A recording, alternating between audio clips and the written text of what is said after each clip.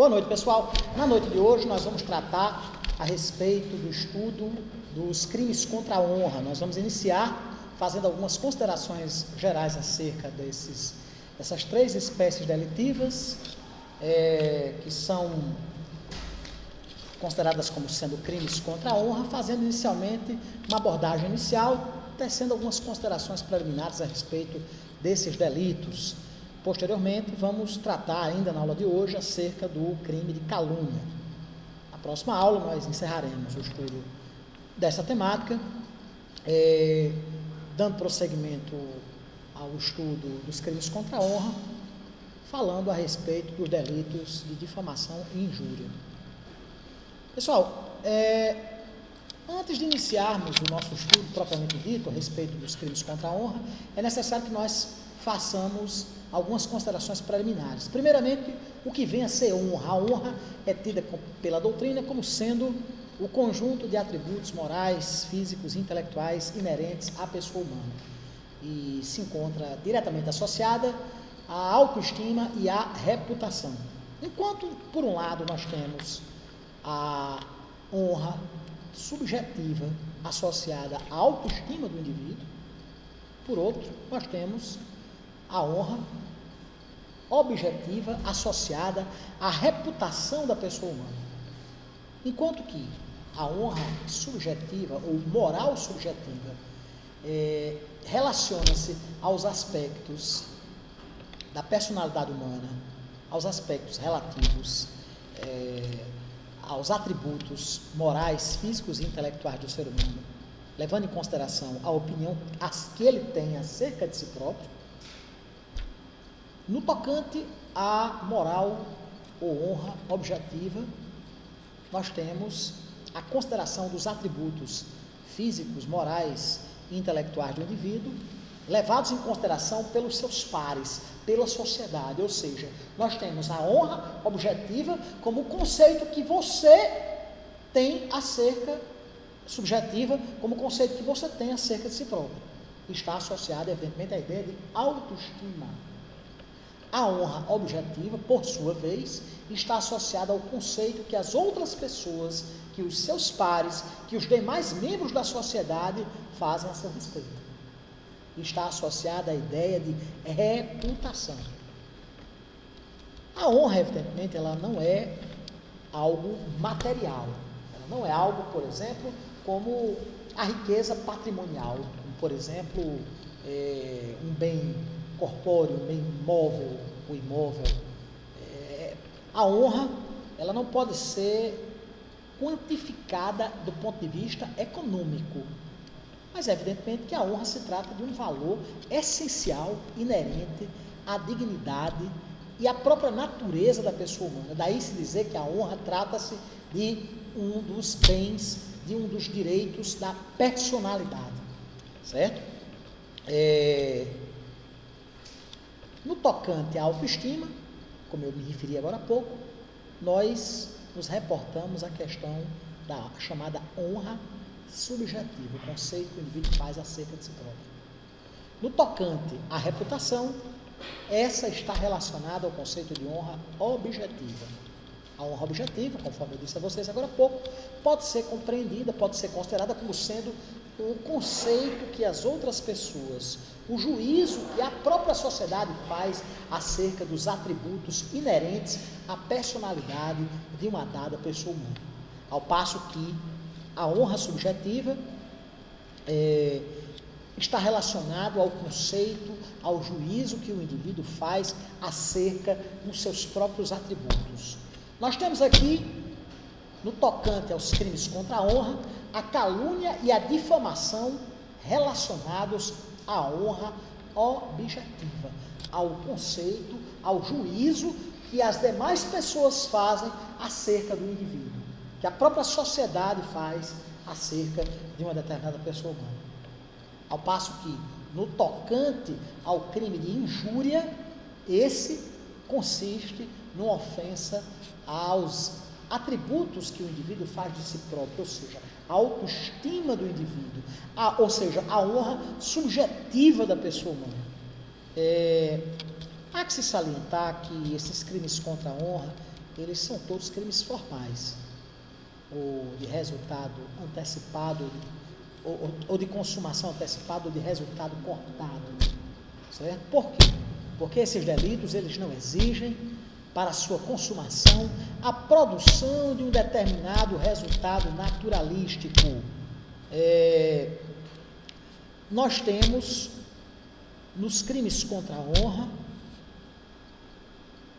como meio bastante para a produção da ofensa contra a honra, a mera utilização de meio que seja capaz a atingir o resultado, certo?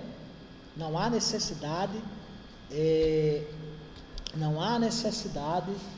de que eventualmente venha a ocorrer um determinado resultado naturalístico, certo? Ou seja, mesmo que a lesão ao bem não esteja prevista, certo?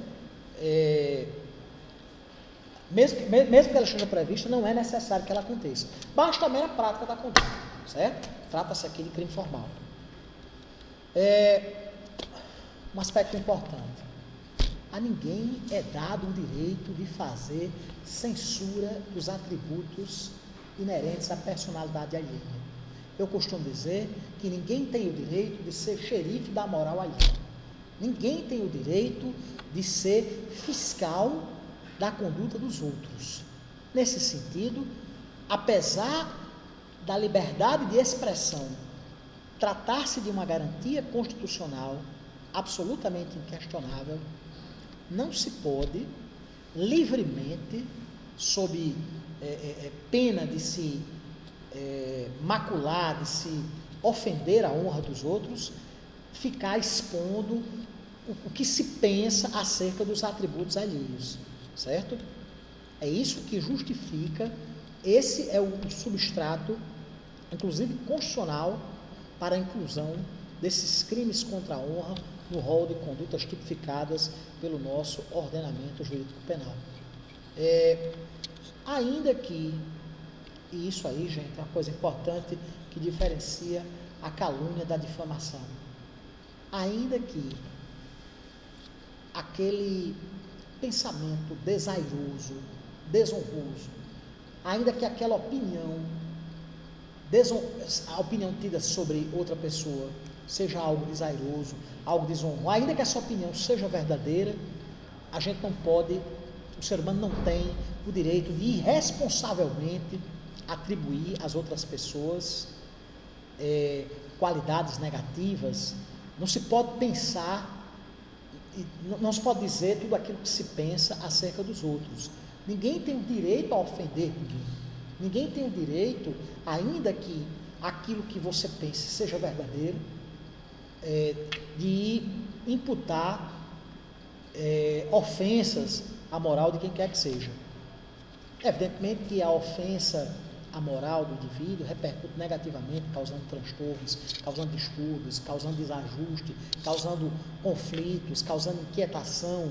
E, evidentemente, o Estado, como ente interessado em dirimir os conflitos sociais, naturalmente deve se preocupar com o ato de coibir as ofensas que são perpetradas em detrimento da moral de quem quer que seja. Nesse sentido, o nosso legislador penal, ele incluiu nos crimes contra a honra as 3 condutas que serão por nós abordadas ao longo da aula de hoje e possivelmente da próxima aula: o crime de calúnia, o crime de difamação e o crime de injúria, né? Um fato importante no tocante especificamente ao crime de difamação: se se trata de um fato de conhecimento público, diz-se que não há difamação. Se há um fato que seja notório, que seja público, prevalece o entendimento de que não há difamação. Por quê? Porque não há risco ao bem jurídico. Se aquele bem jurídico já foi há muito violado, né? Entretanto, mesmo as pessoas marginalizadas, elas possuem direito à honra. Por exemplo, os profissionais e as profissionais do sexo, ainda que sejam uma categoria de pessoas marginalizadas pela sociedade, mesmo com todo o avanço social experimentado nas últimas décadas, nós sabemos que essas pessoas são alvo ainda de uma reputação desairosa. Mesmo essas pessoas têm direito a desfrutar do respeito à sua honra, quer sob a face da honra objetiva, quer no tocante à honra subjetiva. Certo, pessoal? Feitas essas considerações iniciais, vamos agora tratar dos crimes contra a honra especificamente considerados, individualmente considerados. Vamos aqui tratar dos crimes contra a honra especificamente falados, dos crimes em espécie contra a honra. Primeiramente, o crime de calúnia.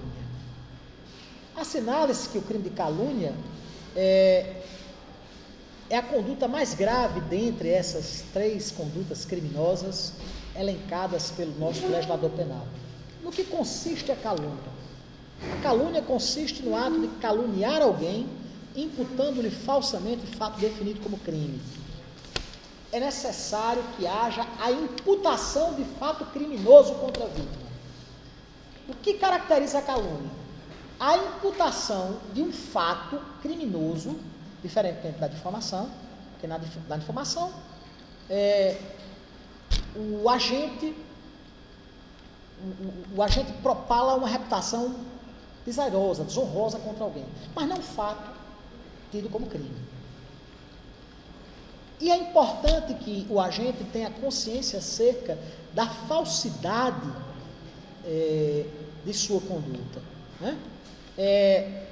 Existe um parágrafo relacionado a esse artigo que fala que a conduta da calúnia consiste no ato de propalar e divulgar, certo? Bastando que o sujeito tolere a falsidade. É necessário que o agente tenha certeza da falsidade no tocante a essa conduta contida no parágrafo único desse artigo 138 do Código Penal Brasileiro, certo? Gente, essa falsidade da imputação feita tanto pode se relacionar ao fato quanto à pessoa que supostamente teria praticado o fato. Por exemplo, tanto é calúnia você atribuir a alguém a prática de um fato criminoso inexistente, quanto consiste em calúnia atribuir a alguém a prática de um fato criminoso que de fato existiu, certo? Mas que não foi praticado pela pessoa. Realmente existiu um assalto, existiu um roubo a um banco, por exemplo, certo? Mas o roubo foi praticado por outra pessoa. E o agente, no intuito de caluniar a vítima, atribui-lhe a prática daquele roubo que de fato existiu. Cadê a lista de frequência, gente? Tá rolando, né? Não, deixa aí, Wagner. Só chegar. Como? Desculpa. Beleza. Vocês estão entendendo que a falsidade pode se dar tanto em relação ao fato contra a pessoa.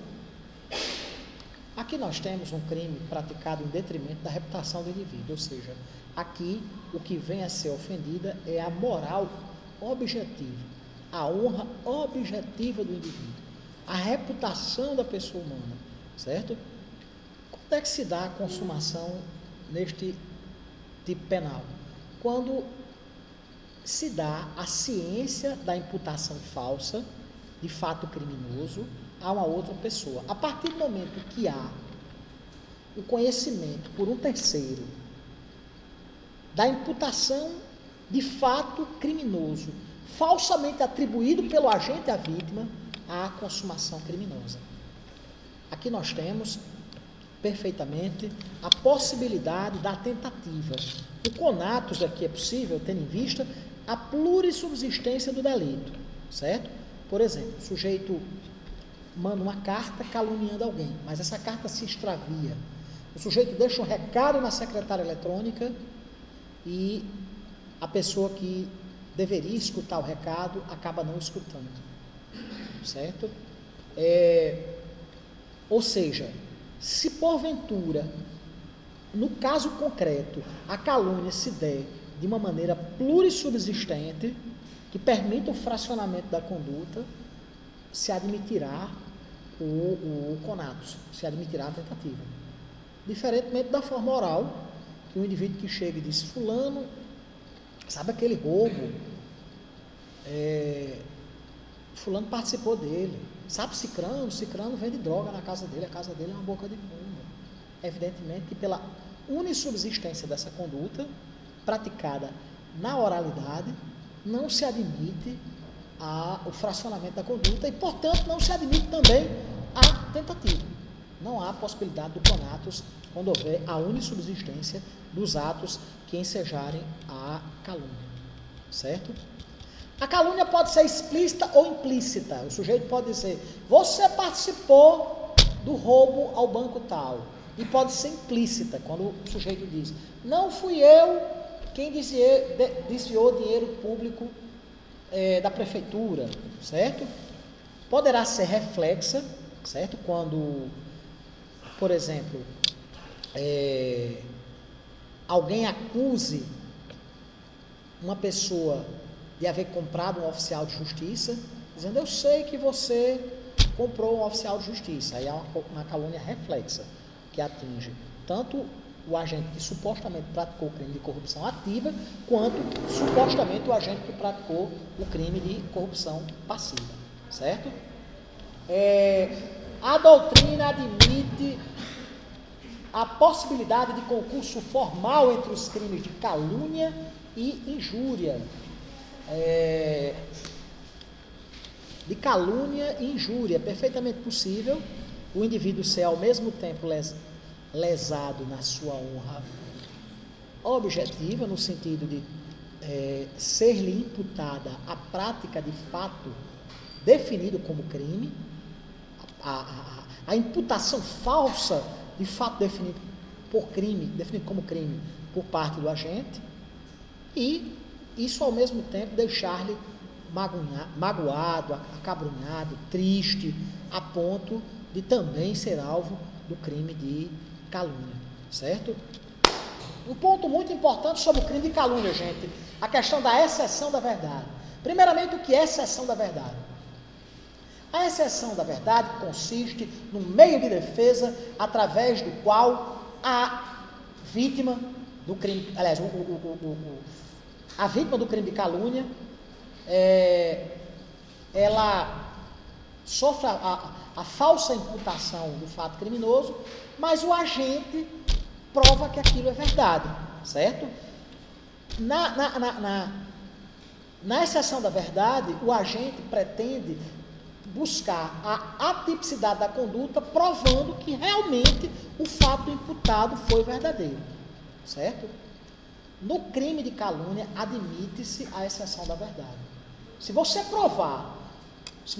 for acusado de calúnia, e você provar que a imputação não foi falsa, minhas caras Beatriz e Tereza, se você provar a veracidade das imputações feitas, não subsistirá a tipicidade da conduta. A conduta será atípica, haja vista que o ordenamento jurídico penal exige que a imputação do fato criminoso seja efetivamente falsa, né?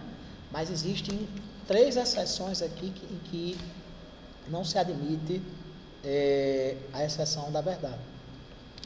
A primeira delas, no caso de ação penal privada, se o ofendido, se a pessoa contra a qual for direcionada a conduta criminosa, não foi condenada por sentença irrecorrível, certo? Nessas situações não cabe falar em exceção da verdade. Por quê? Porque ainda existe um processo criminal em tramitação e, eventualmente, o indivíduo poderá vir a ser condenado. Por exemplo, você disse que o prefeito da sua cidade é ladrão, certo?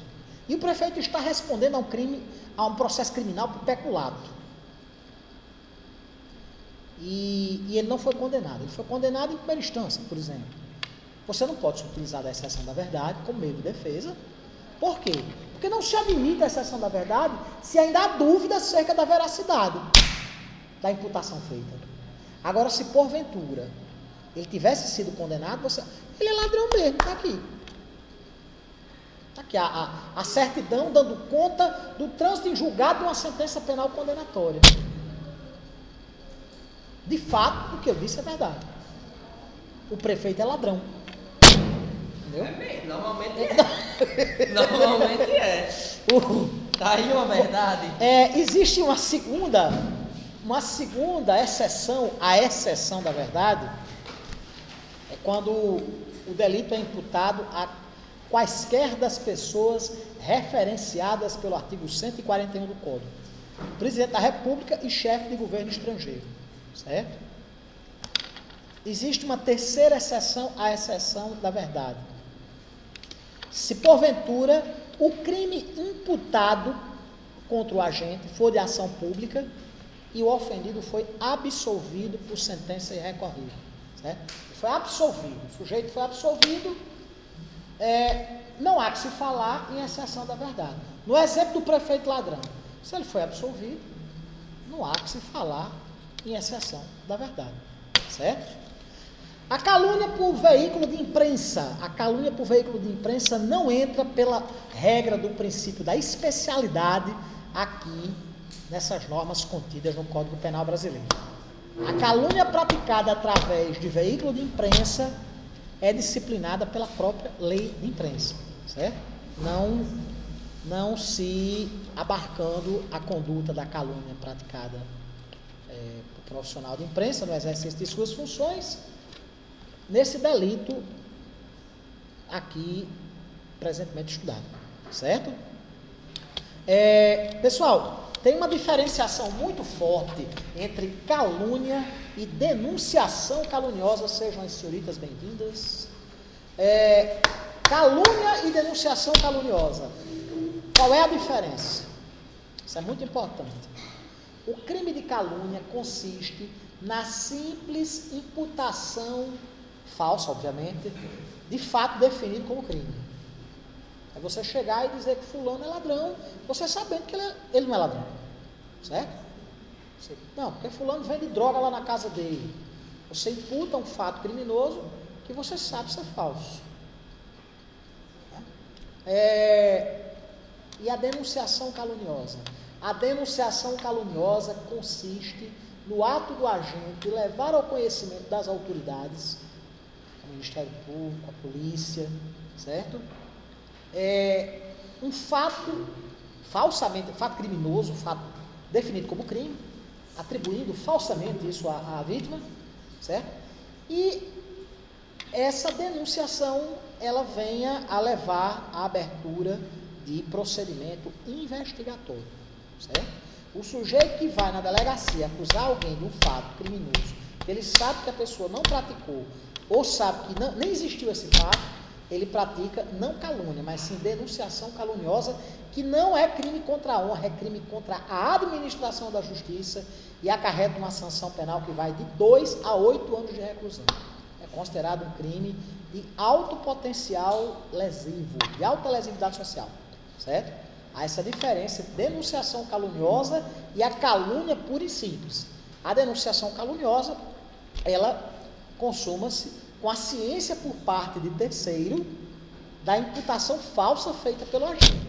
A denunciação caluniosa, por sua vez, ela se consuma quando a imputação falsa do fato definido como crime chega à presença de autoridade dotada de poder investigatório. Ou seja, se a denunciação ela vislumbra não meramente lesar a honra do indivíduo, mas sim a abertura de um procedimento investigatório contra ele, atribuindo-lhe um fato definido pela lei penal como sendo criminoso, né? Levando isso ao conhecimento de uma autoridade, que venha eventualmente abrir uma investigação, um procedimento investigatório. O procedimento investigatório pode ser inquérito policial, pode ser a própria ação penal, né? Obviamente consiste num procedimento investigatório, atribuir a alguém a prática de um fato criminoso e essa atribuição venha a suscitar um inquérito policial, venha a suscitar uma ação penal em detrimento daquele indivíduo, certo? Em detrimento da vítima. Outra observação particularmente importante. O direito penal brasileiro admite a prática do crime de calúnia em desfavor de pessoas já extintas, de pessoas já falecidas? Sim. Mas quem é o sujeito passivo? Se a pessoa já morreu e com a morte, a família. Né? Mesma coisa do vilipêndio de cadáver, exatamente. Os cônjuges, companheiros, ascendentes, descendentes, irmãos, as pessoas ligadas por laços de parentesco com a vítima, né? Com a vítima não, com o caluniado, que são, na realidade, vítimas do delito.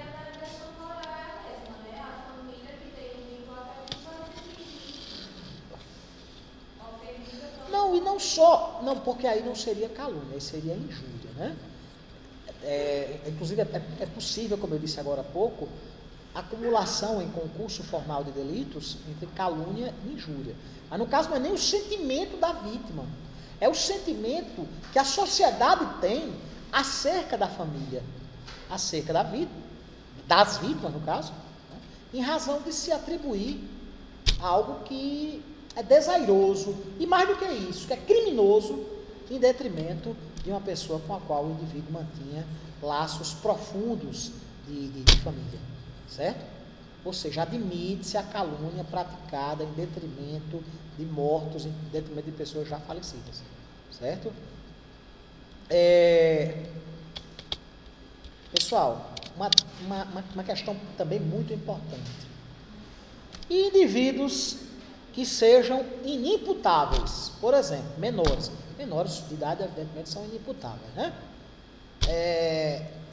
E pessoas portadoras de doenças mentais graves patologias psiquiátricas, pessoas portadoras de distúrbios psiquiátricos profundos, que evidentemente façam com que o indivíduo seja inimputável.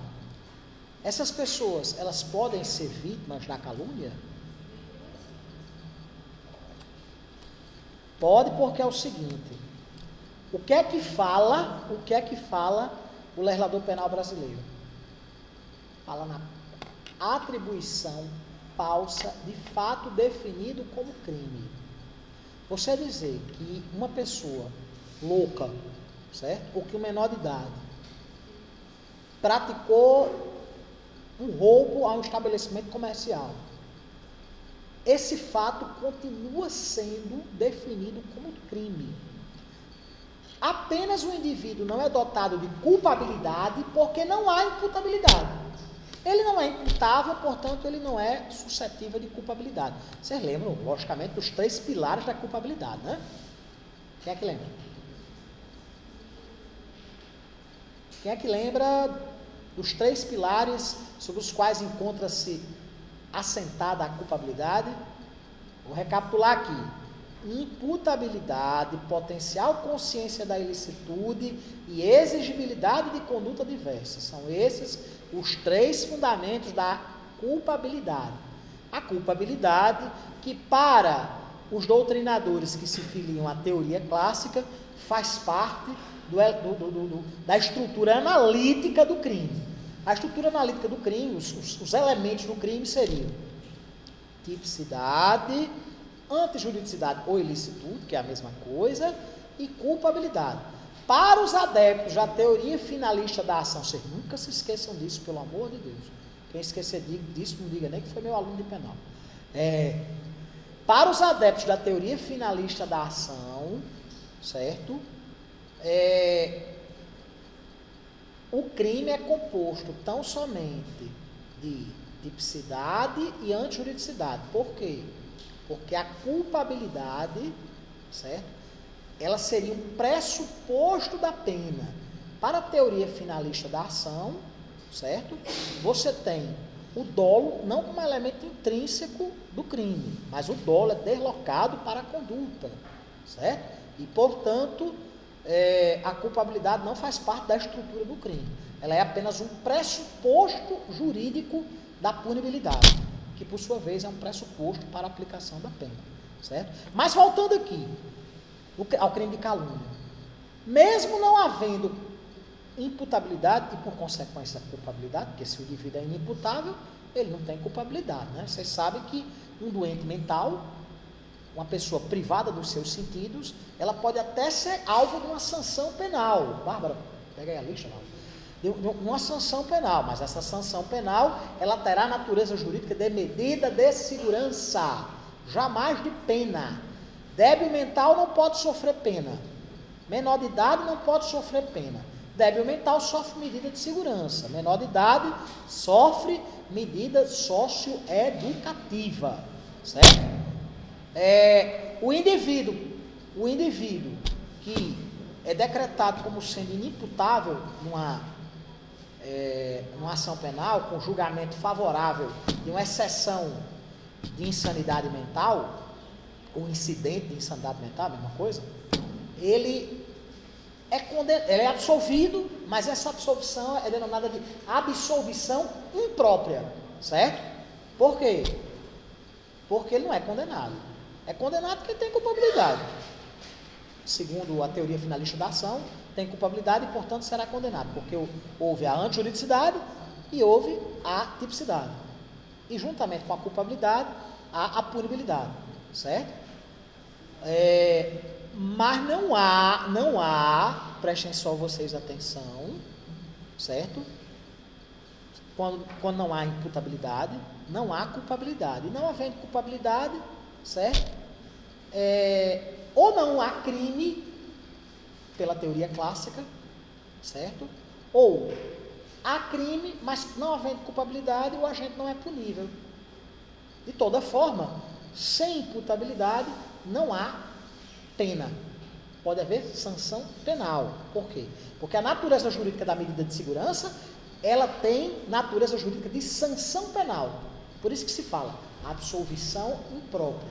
O sujeito é absolvido, ele não vai ser reincidente, ele não vai ter os seus direitos políticos suspensos, ele não vai ter os efeitos extrapenais da condenação, mas ele terá de cumprir uma medida de segurança que vai lhe restringir a liberdade de alguma forma, ou ambulatorial, ou então de internação.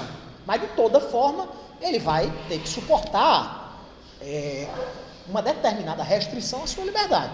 Né? Lembrem-se das medidas de segurança, que podem ser de tratamento ambulatorial ou de internação, né, que é a medida extrema. Mas, de toda forma, voltando aqui para o crime de calúnia, mesmo não havendo imputabilidade por parte das vítimas, no caso menores de idade e pessoas que sofram de graves distúrbios psiquiátricos, não deixa de haver a imputação falsa de fato definido como crime, certo? E, portanto, é perfeitamente possível que um maluquinho ou um menor de idade possam vir a ser vítimas desse delito. Perfeitamente possível que um sujeito, uma pessoa inimputável não só porque é doido, né? Porque ele pode ter o desenvolvimento mental incompleto ou retardado. Não necessariamente uma pessoa que tem uma patologia psiquiátrica. Um indivíduo, por exemplo, que tem um quociente intelectual muito baixo e que, obviamente, não tem imputabilidade, né? E nem potencial consciência da ilicitude e, portanto, não tem culpabilidade. No caso específico dos menores, evidentemente, a menoridade penal afasta inteiramente a imputabilidade. O menor é, por regra, inimputável, né? Mas, ainda assim, como o que se exige é a imputação de fato, a imputação falsa de fato definido como crime, é perfeitamente possível o sujeito vir a ser alvo desse delito. É possível haver a prática do crime de calúnia em desfavor de pessoa jurídica? A doutrina é divergente. Existem aqueles que entendem que é perfeitamente possível haver a prática do crime de calúnia em desfavor de uma pessoa jurídica. Por quê?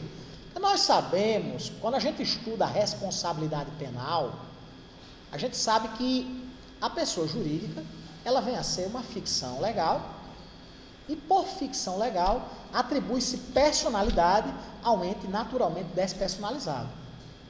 Dessa feita, uma pessoa jurídica, ela possui a aptidão para adquirir direitos e também para contrair obrigações. Como ela pode ser titular de direitos e sujeito de obrigações, evidentemente que uma pessoa jurídica pode vir a ser, meninas, por gentileza, senhoritas, prestem atenção.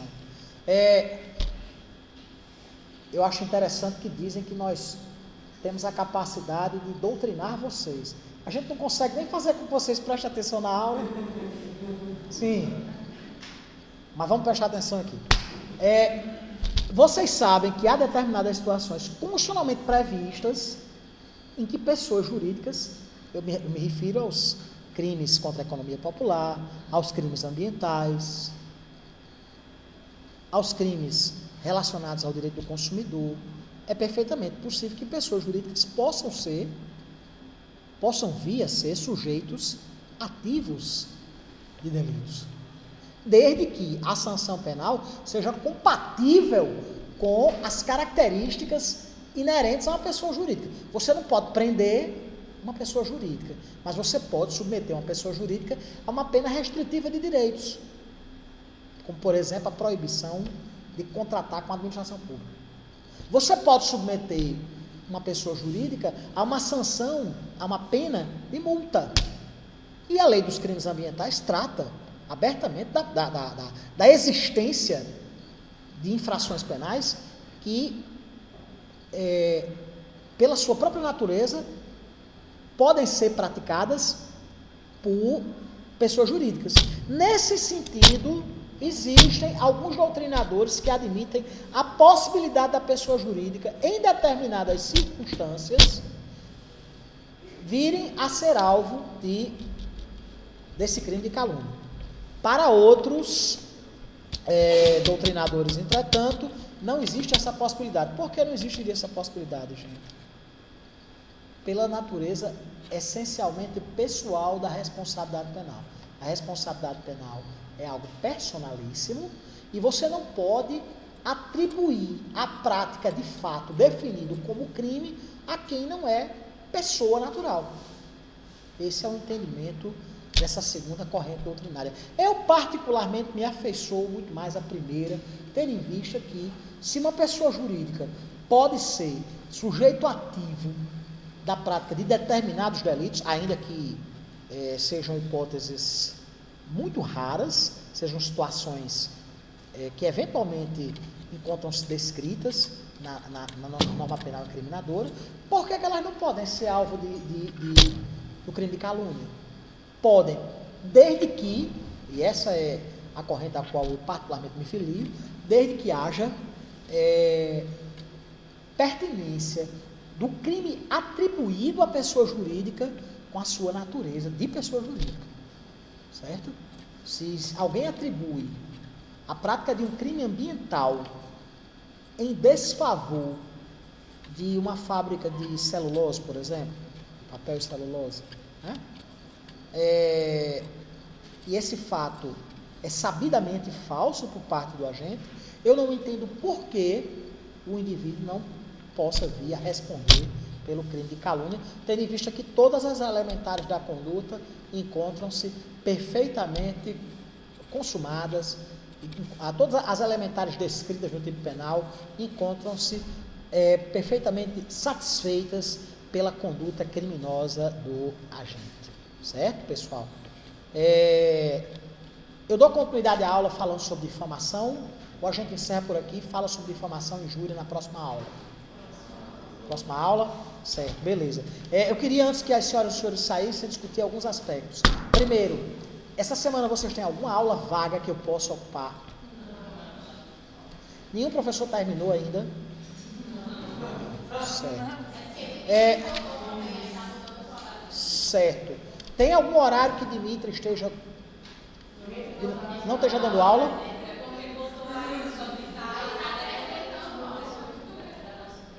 Sim, eu estou entendendo. Não, então a gente pode fazer o seguinte. Postar uma videoaula? Pode ser. Deixa eu dizer, questão de avaliações. Todo mundo sabe que eu sou contrário a esse negócio de avaliação. Eu acho uma formalidade.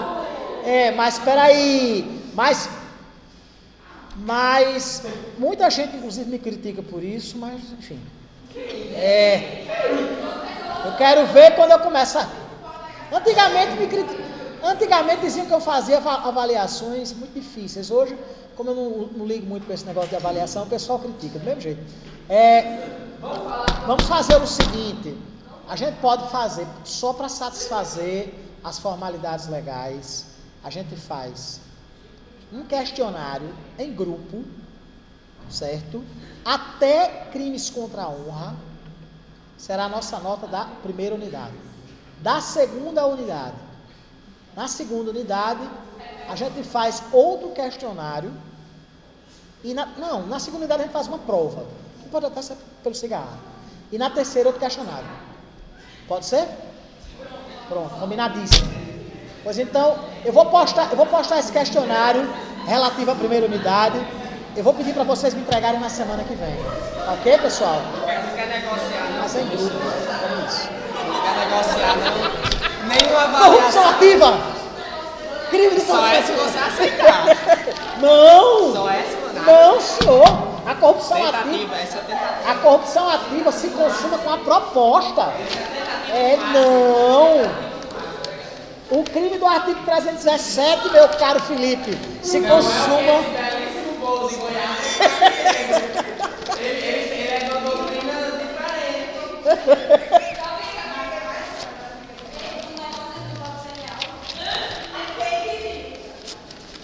Eu tô dizendo que essa menina tá no período de fé. Tô dizendo. Ei, pessoal.